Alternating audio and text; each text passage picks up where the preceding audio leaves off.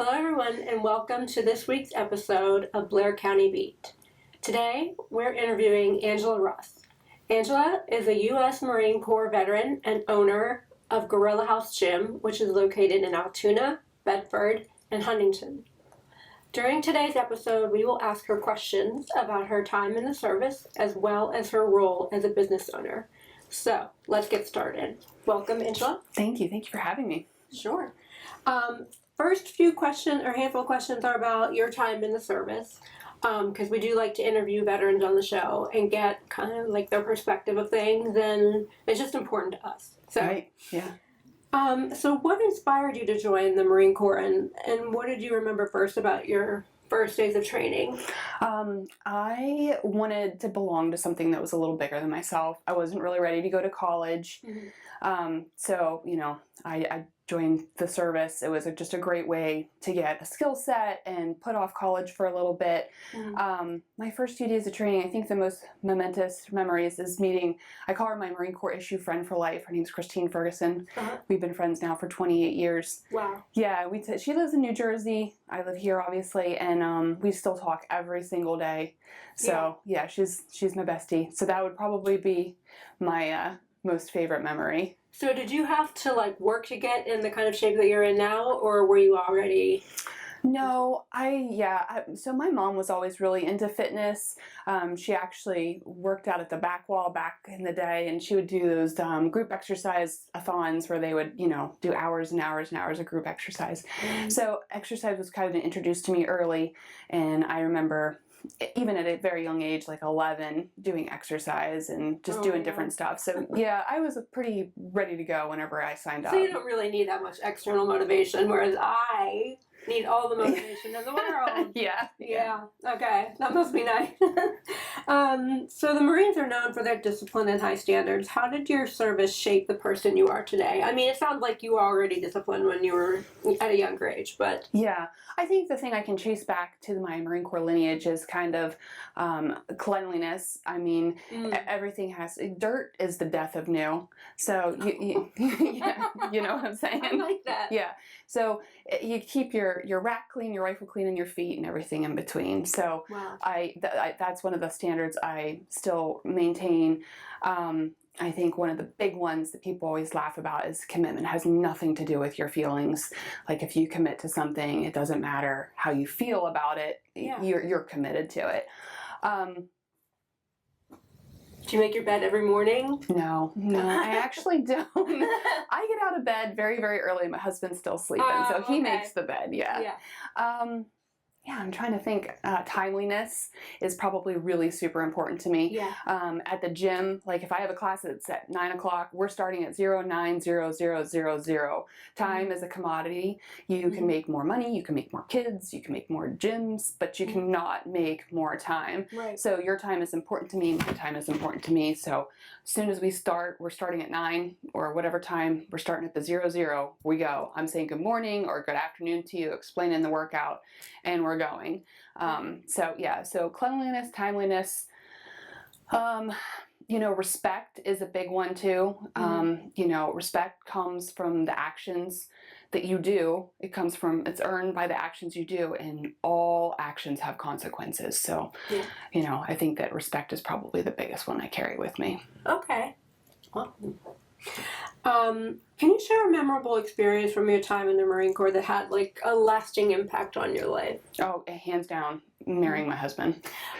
Okay. It's the life hack. You marry someone, and and we grind together. We do everything together. We are a team, and to me, that is the life hack. I tell my daughters that all the time. Don't mess up. Marry a great one. How long into the Marines were you before you met him? I joined in May of 1998, got out of boot camp in August, went to school, MCT, etc. Got stationed in Camp Lejeune in November, and I met Ray as soon as my feet hit the soil there. We were in the same unit division there, but yeah. So I met him, but we probably didn't start dating until February of '99. Okay. Yeah. Wow. So you've been together. We've been together forever. Yeah. Yeah, I was a baby. And is it you don't get on each other's nerves or anything, like working together? And... No. I mean, of course we get on each other's nerves and stuff, but we have great communication patterns. Okay. Yeah, great communication patterns. Like we, Ray and I have there's some adoption in our background. There's, some alcoholism, some mental illness in our families. So when we got together, we were like, we are going to be better humans than where we came from. Yeah. And, a lot of that comes from communicating. Yeah. That's great. I don't know if you know, we had this guy Bob on. He's in his later years. He didn't want everybody to know his age. But he and his wife have been married almost 65 years. Oh my gosh, that's awesome. And I asked him, I said, what's the secret to a lasting relationship like that? And he said, do things together. Yeah. We do everything together. They do, grocery shopping together, they go to the Y together, everything. Yep. And I was like, I found that interesting because they always tell you, you should have your own hobbies and alone time and stuff like that, but they don't. Oh yeah, Ray and I do have our own things that we do that we don't do together, but a majority of the time. And I think that you still have to maintain yourself, even as a parent. You can't just be like Sydney and Rachel's mom. I still have to be Angela, just so that I show up as the best mom for them, or show up as the best wife for Ray. Yeah, that's great.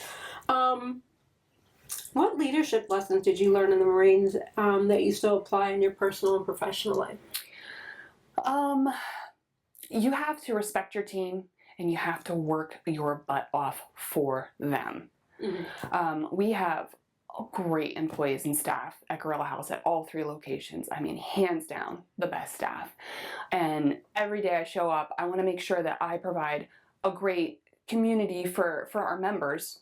Obviously, they're paying, they're coming in there, they're the ones that keep it turning. But I also, Ray and I can't do it alone. So I respect them, you respect their time when they're in there working, how you talk to them, how you treat them, if someone makes a mistake, how you correct them and stuff like that. A big thing is you don't have to beg extraordinary people to be extraordinary. They just are. Yeah. And then you just deal with everybody else. And they always vet themselves out. Yeah. That's true. So what was the transition from military service to civilian life like for you? And what advice would you give to other veterans making that same adjustment? Yeah, unfortunately, I don't really have any good advice. When I got out of the Marine Corps in 2006, I worked for the exact same division that I was working for at the Pentagon. So I essentially just took my uniform off and put a suit on. So I was there until 2018. So that was a super easy transition. Just working with other 1%ers, never really had a transition. When we moved here, I'm again very blessed because the people that come to the gym and that are community or members, they've got great integrity and great work ethics, and they're just phenomenal humans. So fortunately for me, I didn't have a rough transition. I know a lot of people do, that you go from a very structured environment and you go back to, wherever your town is, and you get a regular job and stuff, and you have this real hard transition. But fortunately, I didn't have that. So I don't have any great advice. No, I forgot what I was going to say, but I had this friend who was in Special Forces and for 9 years. Yeah, and that would be really tough. Yeah. And he was... he did recon. His unit did recon in South America. Yeah.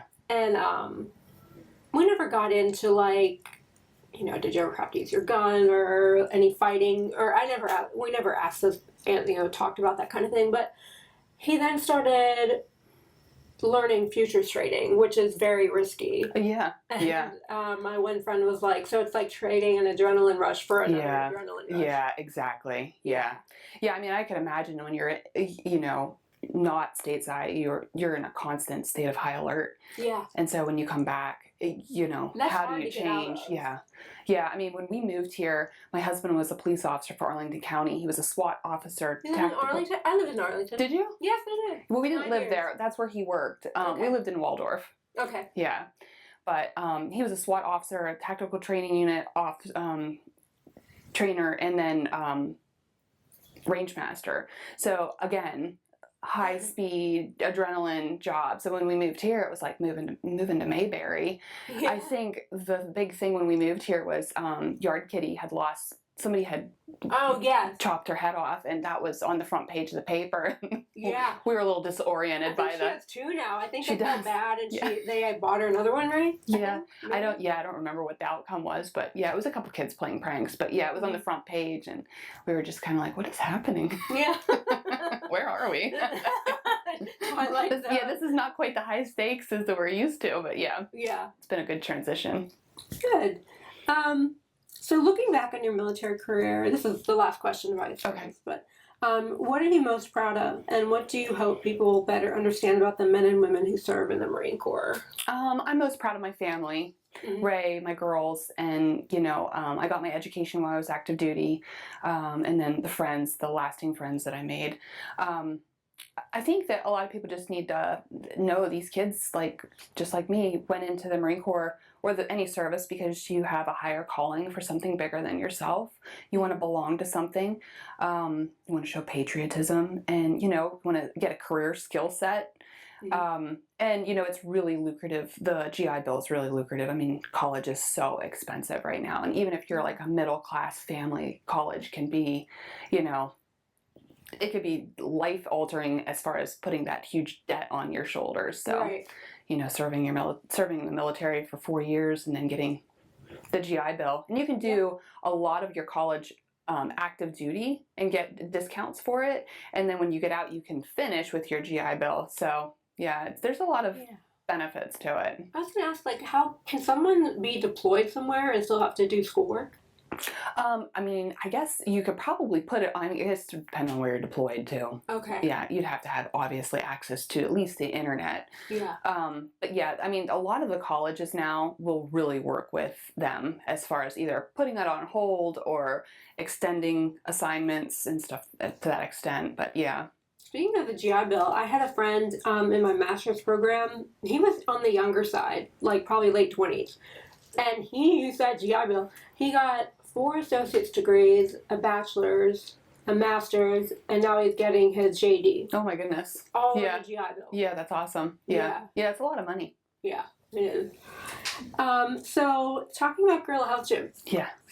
Tell us a little bit about Girl Health Gym and what inspired you to open it. So, I always wanted to open a gym. Growing up, I liked to exercise. I thought that's all you needed to know to open a gym. Turns out that's not what you need to know to open a gym. But yeah, when I was a kid, I always wanted to. It used to be Burns Auto. It was down here on Front in Mulberry. I think it's like a forklift shop now, but it was like this great grungy building, and I always thought it'd make a great gym. Like you could open up the bay doors, and there'd be nothing but chains and metal plates and grime and dust, and it would just be like true lifters, because at that time I was really into just powerlifting, but no smoothies.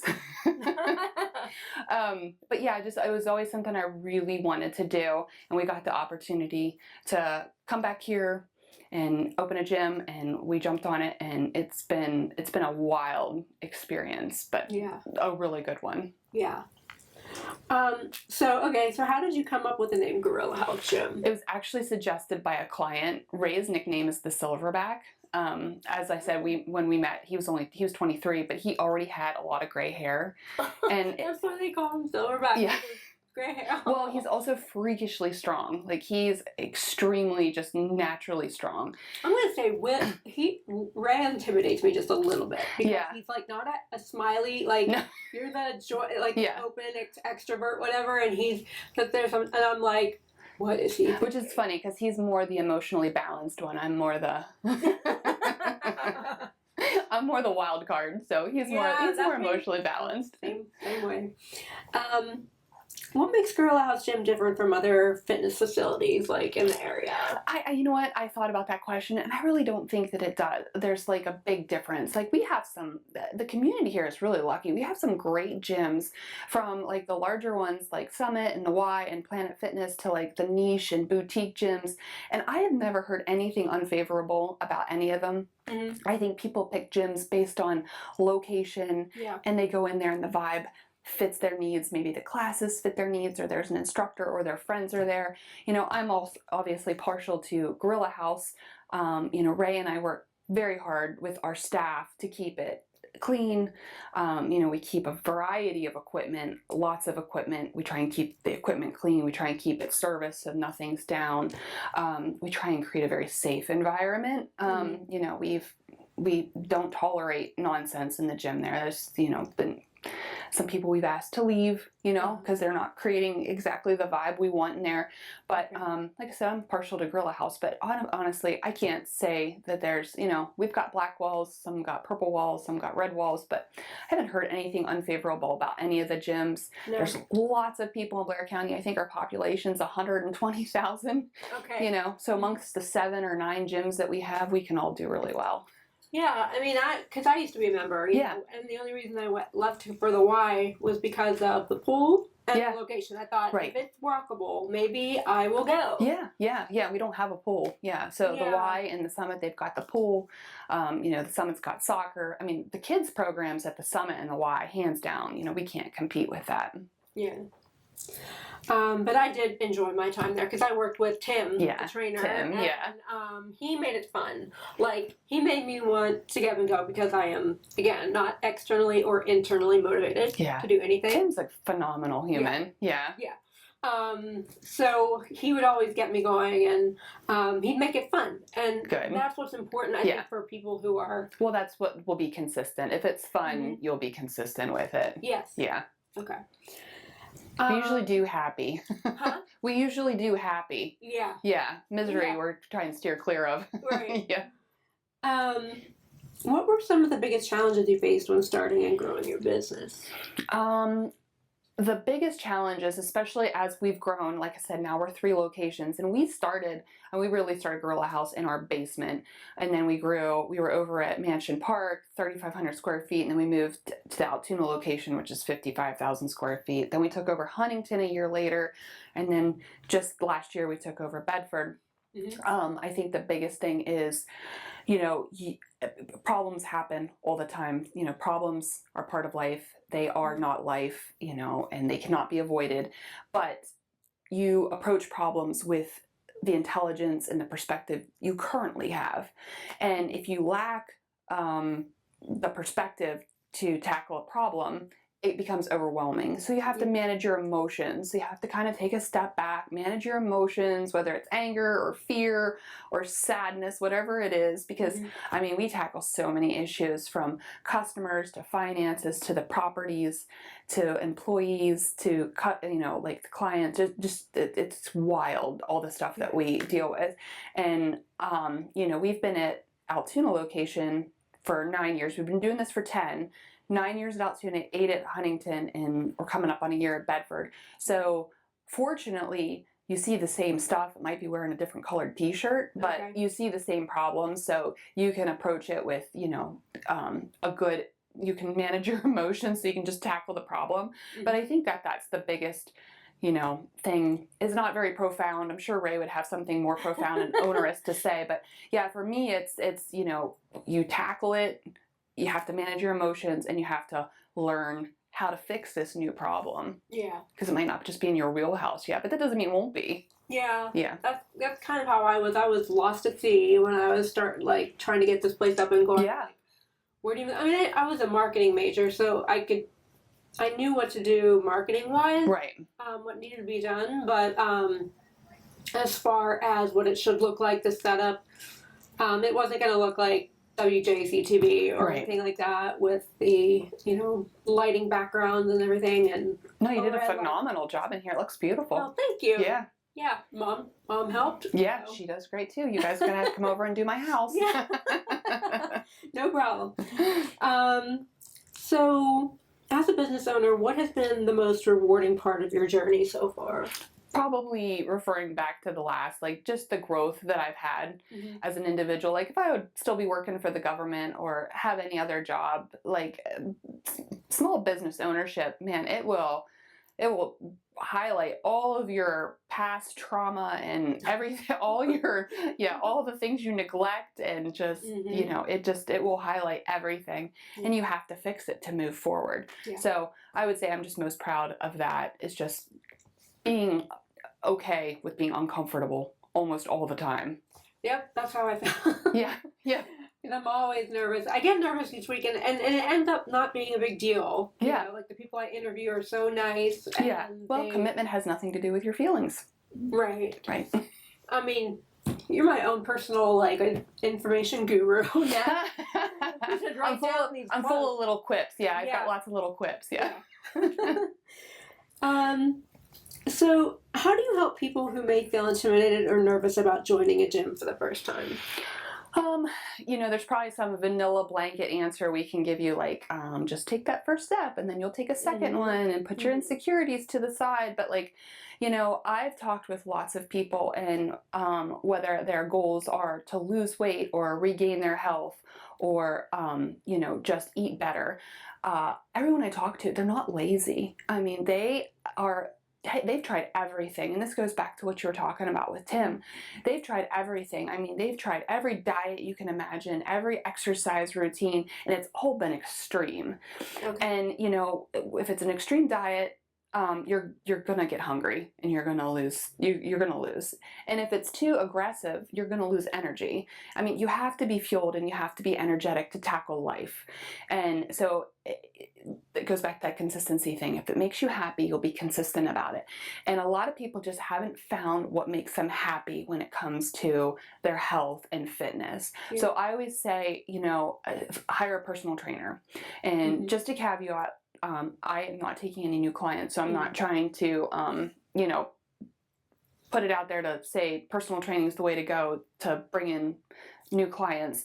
I'm just saying it's a great way to be introduced to a gym. That personal trainer is like a gym ambassador for you. Yeah. They're going to ask you questions. They have a wealth of knowledge on how to help you manage your energy and reach your goals. And if there's an exercise you can't do, they're going to be able to come up with some modifications for you. It's just like a financial planner. Like if you don't know how to save beyond retirement, or you don't know when you're going to be able to retire because you don't know how much money you're going to have, you sit down and you talk with a financial planner. It doesn't mean you're going to be with that personal trainer for 7 years. I mean, if the best personal trainers are going to make you independent, and they're going to either push you towards a class or, just joining that gym and doing those things, maybe touching up with them every few months or whatever. But we have some great classes at Gorilla House. All of our instructors are phenomenal.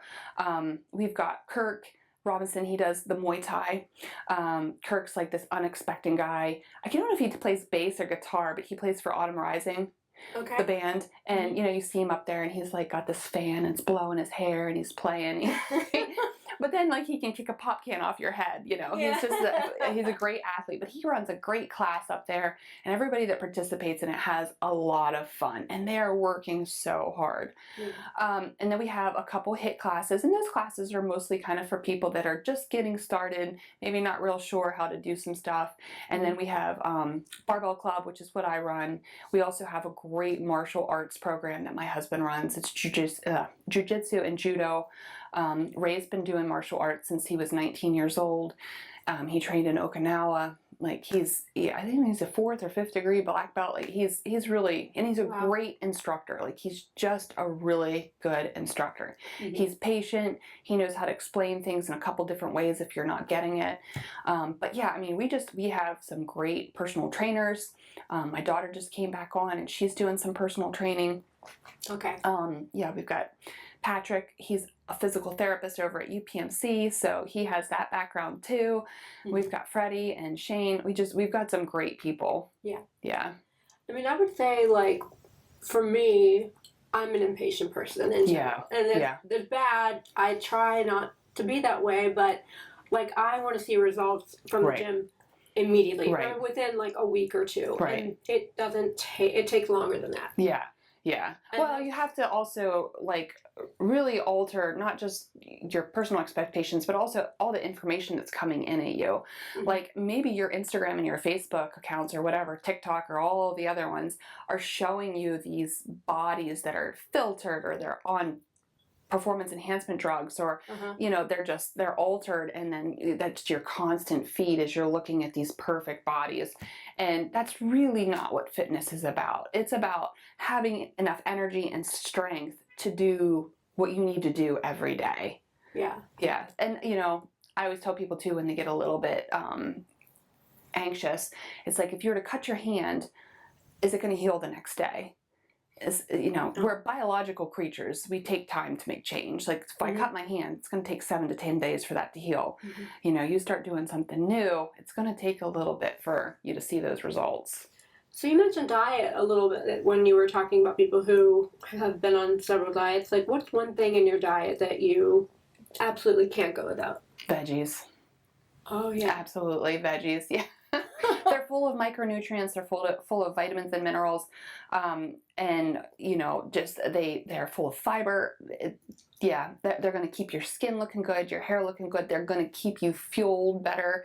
Yeah. If I had to put one up there high, and I'm not saying become a vegan or a vegetarian, but yeah, you need to have veggies because I think that. I hate to say this generation, but they don't really eat a lot of veggies. So yeah, broccoli and spinach, put it on your plate. I'll do the spinach part. There you go. There you go. Broccoli's a no. I can't. Okay. I got sick. Well, commitment has nothing to do with your feelings. Huh? Commitment has nothing to do with your feelings. Yeah. Yeah. There you go again. See, I need you in my podcast. Just throw little quips at you. Yes. Yeah. Okay, so have there been any member success stories that have especially inspired you? Whenever I saw that question, I thought, probably the societal proverbial first prize is weight loss. And yeah, we've had people that have lost weight, but that really doesn't impress me.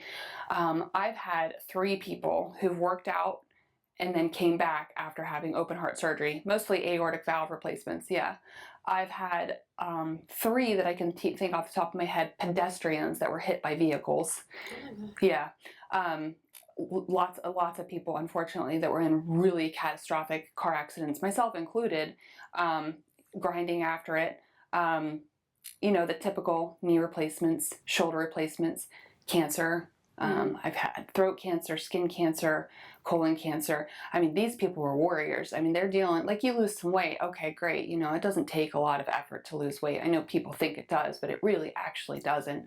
It just takes a little bit of effort on your part. But, these people, they were working out and they came to life with a nice strong package. So whenever life handed them a crappy card, they were able to deal with it, roll with it, and heal and get better and be on the other side. Yeah. So those ones are really kind of the phenomenal ones in my mind. Does the guy with the wheelchair still work out there? No, his name's Luke. I'm not sure where Luke works out now. Okay. Yeah. When I was there, he was working out, and he does some of those dips with his wheelchair. Oh, he's super inspirational. Yeah, he's working really hard. He had a tough card dealt to him too. Yeah. At a young age. Yeah. So yeah. Just when your life is getting started. Yeah. Yeah.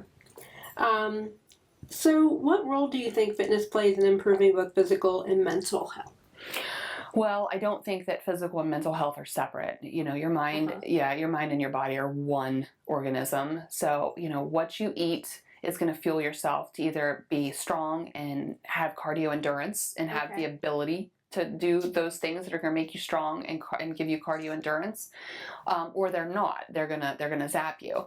I think that a big thing that I see today is emotional management. Like, a lot of people lack the ability to manage their emotions.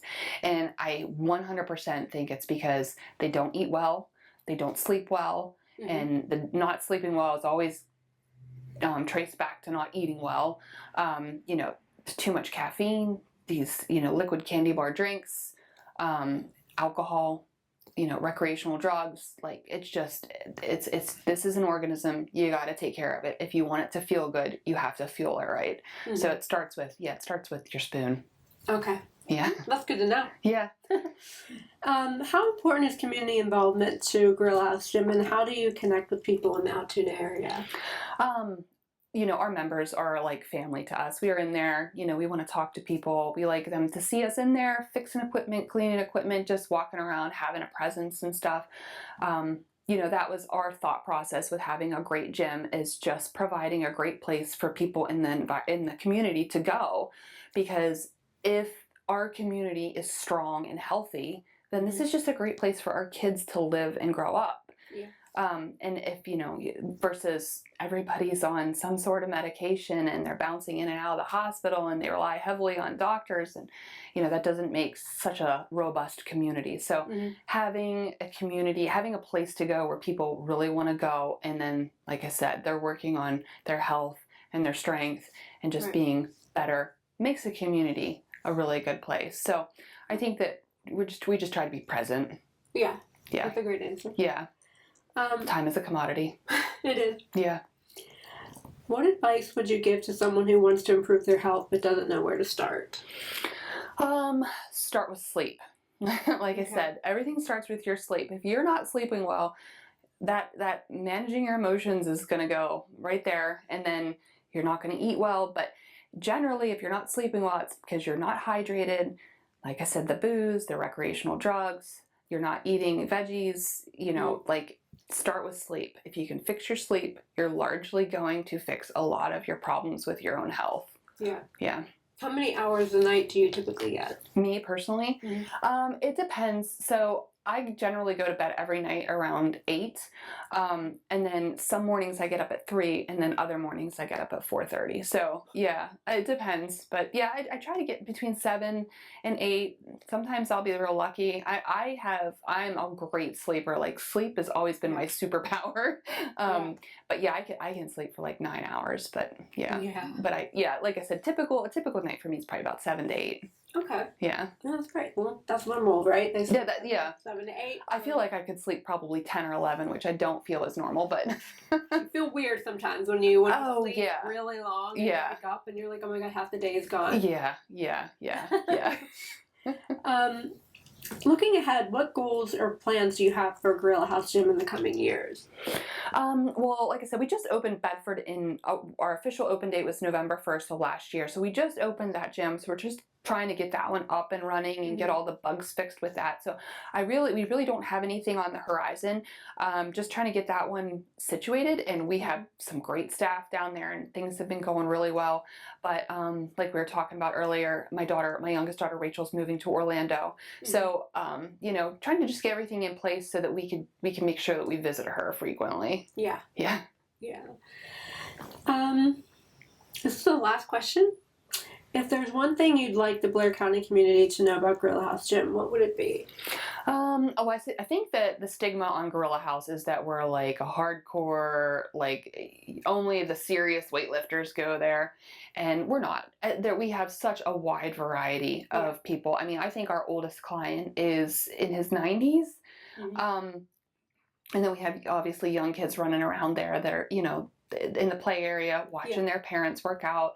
Just have a wide variety of members already. But we always hear kind of that, oh, that's the serious gym. And I get that. But, I think that there's a stigma that if you go to a serious weightlifting gym, people are going to judge you. But it's like quite the contrary. You go in there and the people that are working on themselves and their goals and working to get better, they want somebody to the left and the right of them that are also working hard, because, you are who your circle is. Yeah. So if you're in there working hard, like, nobody cares. Nobody's going to think less of you. I mean, there's so many, when I was working out there, so many people that were in shape, men and women, that it was kind of like impressive and an inspiration, Yeah. But a lot of the women were like younger than me, so you feel kind of like, oh, gee, I'm 44, I'm never gonna look like that. Yeah. Yeah. But there you are, and you have 2 kids. Yeah, you're kind. So, anything's possible, I guess, if you try hard enough. Yeah, and like I said, and I really wish people too, like Fitspo on Instagram and Facebook and all these other social medias, they really have us in this grip hold that fitness is, booty shorts and, sports bras and everything tight and muscled. And I mean, that's great, but, that's not really what fitness is. And that's not really what a lot of people need in their life. I mean, to be that disciplined, to have a low body fat like that, or to have that much muscle is a real commitment. And most people don't need that. They just need good blood work, good sleep so they can manage their emotions and be good parents or good spouses or good employees. So, like I said, we really need to just kind of get away from that Fitspo. It drives me crazy. I can't stand social media. I'm not, I wasn't the hugest fan either until I had to start doing it for here. maybe it's a different audience than what you get. Right. Normal. Yeah. But that really concludes the interview, and I really appreciate you taking the time to be here. Thank you for having me. Yeah. Great.